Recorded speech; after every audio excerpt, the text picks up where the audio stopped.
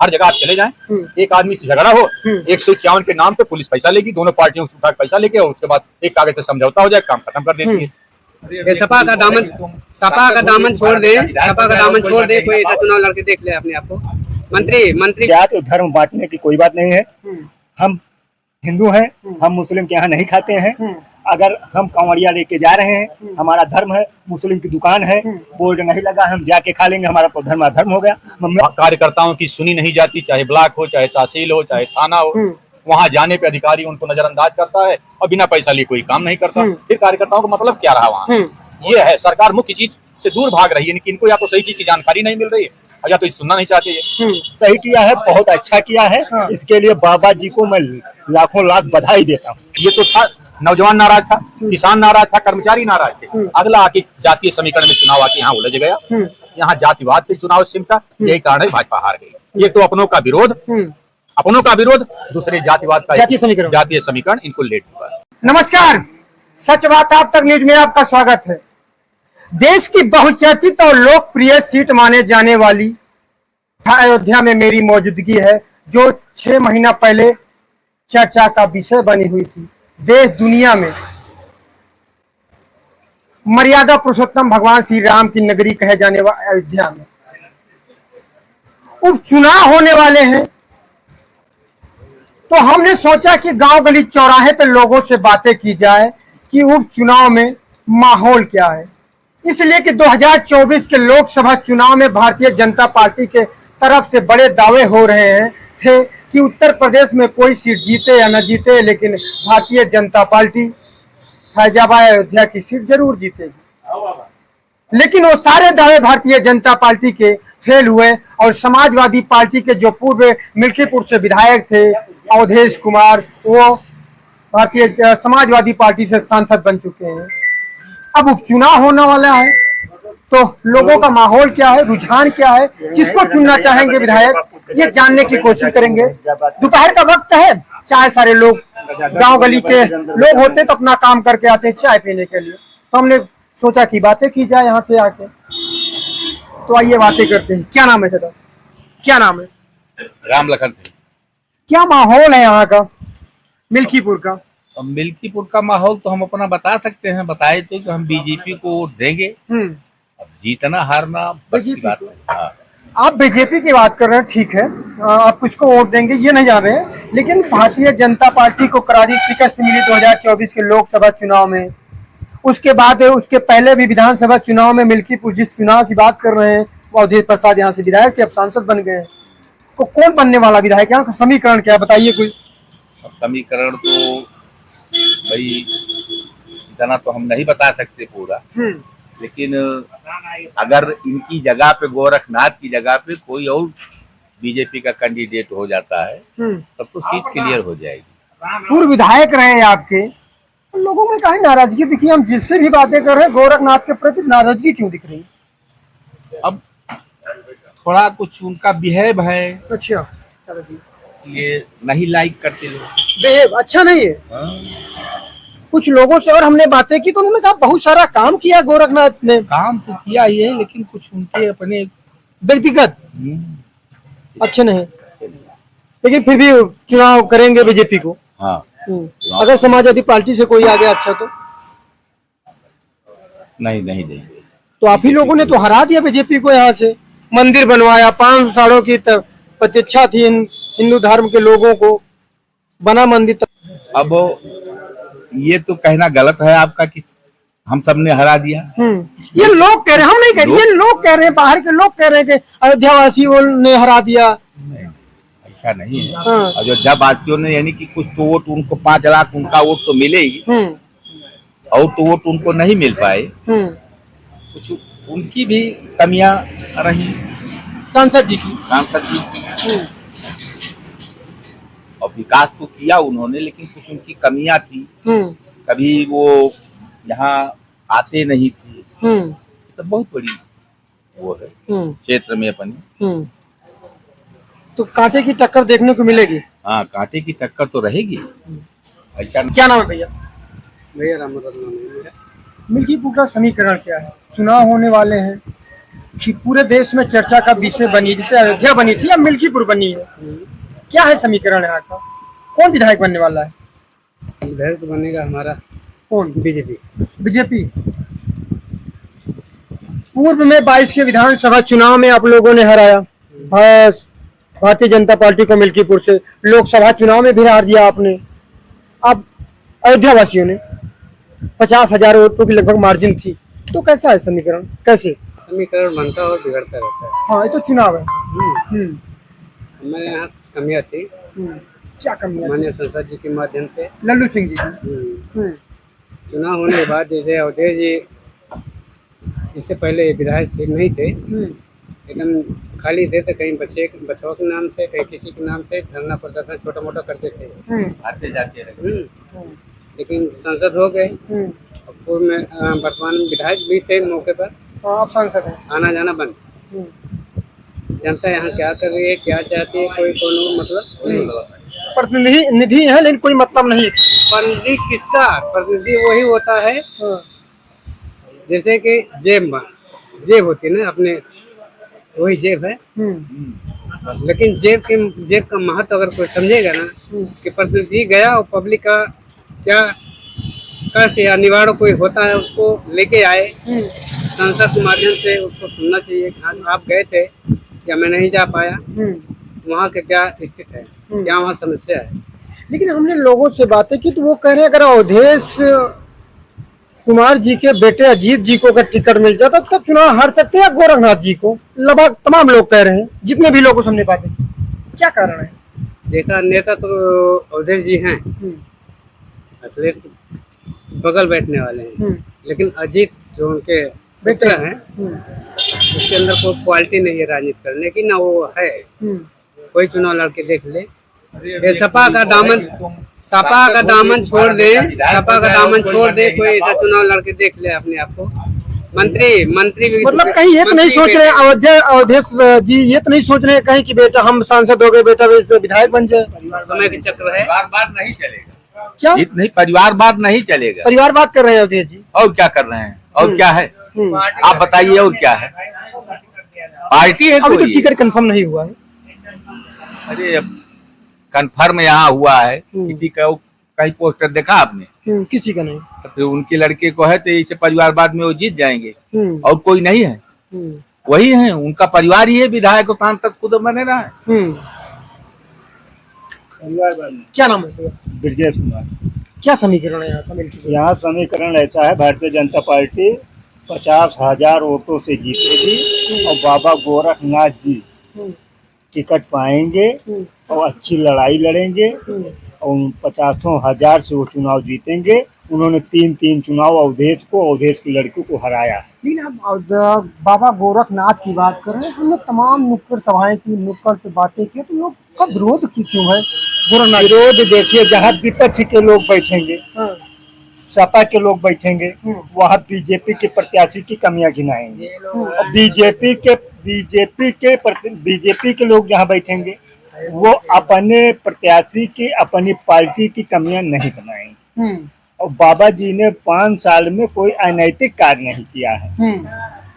उन्होंने इनाम भी घोषित किया है कि मुझे जो लोग कहते हैं अनैतिक काम किए हैं, उन्होंने इनाम भी घोषित किया है कि वो एक मुझे प्रमाण दे दे, मैं 25,000 उसको इनाम दूंगा। और युवाओं को ज्यादा तजुर्बा देते हैं बाबा गोरखनाथ जी, युवाओं के बीच में उठते बैठते हैं, युवा ही उनकी वो। अच्छा, एक चीज और बात करें भाई, तो योगी सरकार ने 1 हफ्ते पहले फरमान जारी किया था कि जितने दुकानदार हैं, चाहे वो ठेला लगाते हो, चीज लगाए, चाहे टी स्टॉल हो, चाहे जो हो, उस पर नेम प्लेट लगाई जाए किस जाति, किस मजहब, किस धर्म से है। क्या सही किया बाबा ने? क्या कहीं जाति धर्म को बांटने की कोशिश नहीं की भारतीय जनता पार्टी या सरकार ने? इसमें जाति और धर्म बांटने की कोई बात नहीं है। हम हिंदू हैं, हम मुस्लिम के यहाँ नहीं खाते हैं। अगर हम कांवड़िया लेके जा रहे हैं, हमारा धर्म है, मुस्लिम की दुकान है, बोर्ड नहीं लगा, हम जाके खा लेंगे, हमारा तो धर्म अधर्म हो गया। मांस मछली नहीं खाता हूँ। आप युवा हैं, ऐसी बात कर रहे हैं, लगातार आप देखिए कहीं किसी दुकान पे जाइए, किसी मार्केट में जाइए, कोई धर्म ये अगर कब बन के आया है ना, किसने बनाया? ये मुस्लिम बनाया, हिंदू ने, किसने बनाया? ये तो नहीं पता है। ये आम बिक रहा है तो किस बात से आया, किसने पैदा किया? राम ने बनाया, पैदा किया है आम, या रहीम ने? किसने पैदा किया है? आम और इसकी जो बात है, हाँ, ये बना हमारे घर आता है, हिंदू घर धुला जाता है, पवित्र किया जाता है, लेकिन इस बर्तन में अगर वो मुस्लिम अपनी मांस मदिरा खा रहा है तो हम ब्राह्मण हैं, इसमें नहीं खाएंगे। हमारा एक धर्म है, हमारा एक उसूल है, और अगर आपका नेम प्लेट नहीं लगा रहेगा तो हम आपके यहाँ खा लेंगे, हमारा धर्म खतरे में आ जाएगा। तो ये काम बाबा जी ने सही किया है। जैसे नौकरी में आरक्षण में क्यों आप लोग जात प्रमाण पत्र लगवा के नौकरी ले रहे हैं, उसको भी बंद कर दीजिए, कहीं नेम प्लेट न लगे। लेकिन जो देश के शंकराचार्य हैं कई मठों के, उन्होंने कहा कि सरकार अगर इतना अगर कर रही है कांवड़ियों के लिए, तो उनको जगह जगह के होटल मतलब 1-1 किलोमीटर पे लंगर चलवा देनी चाहिए। दुकानों पे नेम प्लेट का मतलब नहीं है। लंगर चलवाने की जहाँ तक बात रही, सरकार कहाँ तक लंगर चलवाएगी? सरकार के पास बहुत काम है, वो लंगर का पैसा भेज देगी, आम जनमानस खा लेगा, उसके जिम्मेदार कौन होगा? उसका जिम्मेदार कौन होगा? मतलब ये कहने का मतलब ये नियम बाबा ने सही किया है, बहुत सही किया है, बहुत अच्छा किया है। हाँ। इसके लिए बाबा जी को मैं लाखों लाख बधाई देता हूँ। खुश है चाचा इस नियम से जो कर रहे हैं? क्यों चाचा खुश है? क्या कहना चाहेंगे? आपको स्वयं भी नहीं ठीक है, उसी में चुनावी मुद्दे चुनाव ये हारे क्यों? हाँ, अपनी असलियत से दूर हट रहे हैं, न इनके अधिकारी सचिव लोग इनको सही चीज से आगाह कर पाते हैं कि जनता क्यों आपसे दूर जा रही है। हाँ, क्या जरूरत है? यहाँ की मुख्य आवश्यकताएं क्या हैं जिनसे आप बहक रहे हैं? यहाँ किसान के लिए रात भर जागना, खूंटे का प्रबंध करना, खेती के लिए दिक्कत है, नौजवानों को नौकरी चाहिए, कर्मचारियों को अपना ओपीएस ओल्ड पेंशन चाहिए।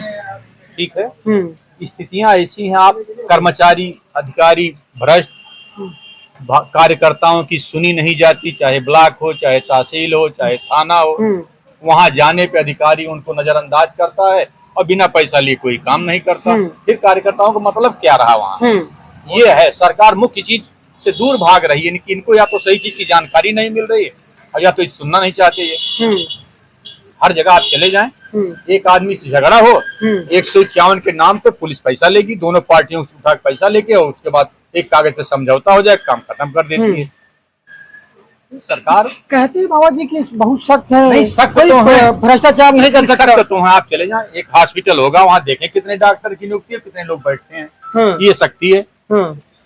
अभी आप IGR पे रिपोर्ट करिए, फर्जी रिपोर्ट चली जाएगी, फर्जी रिपोर्ट जाती है। सब जो अधिकारी हैं सब गलत रिपोर्ट भेज देते हैं। यहाँ पर जानवरों के ऊपर लिखिए ये होता है इतने बछड़े पकड़ लिए गए, एक भी बछड़ा कोई पकड़ने वाला है नहीं। आप जाके देखिए, शाम को सड़क पे निकलिए, शाम को सड़क पे निकलिए, बछड़े आपका रास्ता हर एरिया में मिलेंगे। क्यों? कहाँ जा रहे हैं ये? इनको रिपोर्ट नहीं जाती क्या हो रहा है वहाँ पे, ये दिखाई नहीं देता। आपने जितनी अच्छाइयाँ की यहाँ पे, मैं मानता हूँ, सड़कें अच्छी बनाई, बिजली अच्छी दी, कानून व्यवस्था अच्छी दी, लेकिन ये अच्छाइयाँ आपकी इन गंदगियों से ढक गई। नौकरी तो नहीं भी दे रहे, नौकरी तो नहीं बात बेरोजगारी को ही हमने कहा, बेरोजगारी है, कर्मचारियों को पेंशन का मामला है, किसानों के लिए खेती में जानवरों की समस्या है। आप 6,000 दे रहे हो साल में और 20,000 का हमारा नुकसान हो रहा है। क्या फायदा है 6,000 देने से? अरे पहले मेरी व्यवस्था कराओ, आप 6,000 बंद कर दो उसको। आपने बहुत सारा चुनाव देखा होगा, चलिए ठीक, बहुत अच्छा, सारा दूसरे चुनाव यहाँ ऑल ओवर आके ये तो था, नौजवान नाराज था, किसान नाराज था, कर्मचारी नाराज थे। अगला आके जातीय समीकरण में चुनाव आके यहाँ उलझ गया, यहाँ जातिवाद पे चुनाव सिमटा, यही कारण है भाजपा हार गई। एक तो अपनों का विरोध, दूसरे जातिवाद का जातीय समीकरण इनको लेट हुआ, जातीय समीकरण चुनाव हरा दिया, भारतीय जनता चुनाव हरा गया। ये 100 पैसा सही है कि हमें जो दिखा ऑल ओवर प्रदेश में इस बार जातीय समीकरण हावी रहा। विकास उसी में इनकी पार्टी के ही अपने लोग, नौजवानों का आक्रोश, किसानों का आक्रोश, कर्मचारियों का आक्रोश, अपने मतदाता होते हुए इनके विरोध में वोट कर गए सब। मतलब कार्यकर्ता खुश नहीं है आज भी। क्या कर रहे हैं भैया? मैं आपसे बताना चाहता हूँ, जब 2022 का विधानसभा चुनाव नजदीक आया तो जो माननीय सांसद जी हैं उन्होंने कहा कि अपनी विधानसभा में तुम बछड़ा नहीं रहने दूंगा अगर आप लोग मुझे विधायक बना दिया। 2.5 साल का उनका कार्यकाल हुआ। 2.5 साल में माननीय सांसद का एक पत्थर नहीं दिखाई पड़ रहा है। अब की बार बछड़ा की स्थिति वही है, राम पर थोड़ा सा धंसा, सांसद जी पहुंचे संसद में कह रहे हैं पूरी अयोध्या गंदी हो रही है।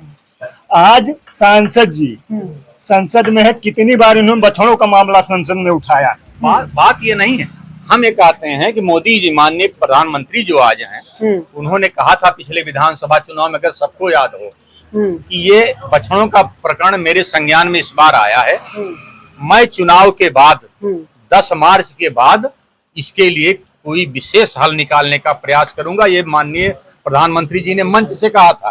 उसके बाद 10 मार्च बीता, आज तक उस पर कोई अमल नहीं किया गया। कार्रवाई नहीं। ये प्रधानमंत्री जी के भाषण थे, मंच से भाषण। जब हमारे प्रधानमंत्री झूठ बोलने लगे, जबकि हमें उम्मीद थी कि ये झूठ नहीं बोलती, क्या कहा जाए। लोगों का विश्वास क्या जा रहा है। प्रधानमंत्री जी से लोगों का विश्वास टूट रहा है।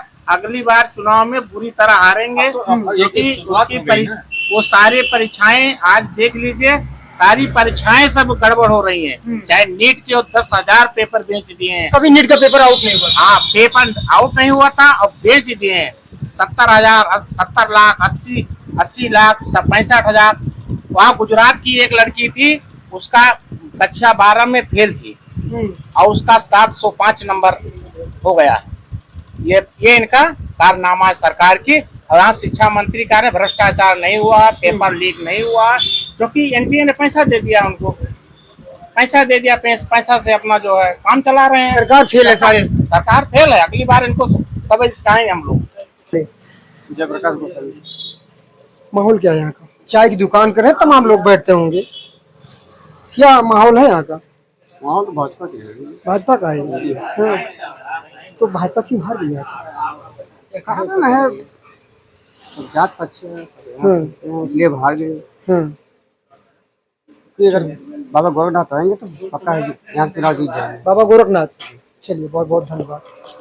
कुछ और कहना चाहते हैं? क्या कह रहे हैं? गोरखनाथ से जो नाराजगी के कारण हुआ, पिछली बार पहली बार विधायक थे, ये ठेकेदारों के कंट्रोल में आ गए। बड़ा इनके खिलाफ बड़ा दुष्प्रचार हुआ कि थाना से, चौकी से, ब्लॉक से धन उगाही का कार्य शुरू हुआ। इसी सूचना आने लगी। तमाम लोगों पर अनैतिक मुकदमे कराए गए। इसमें एक जयप्रकाश सिंह की हत्या का प्रकरण हुआ कि इनकी वजह से इनकी हत्या हो गई, जिसमें बेइज्जत भी हुई।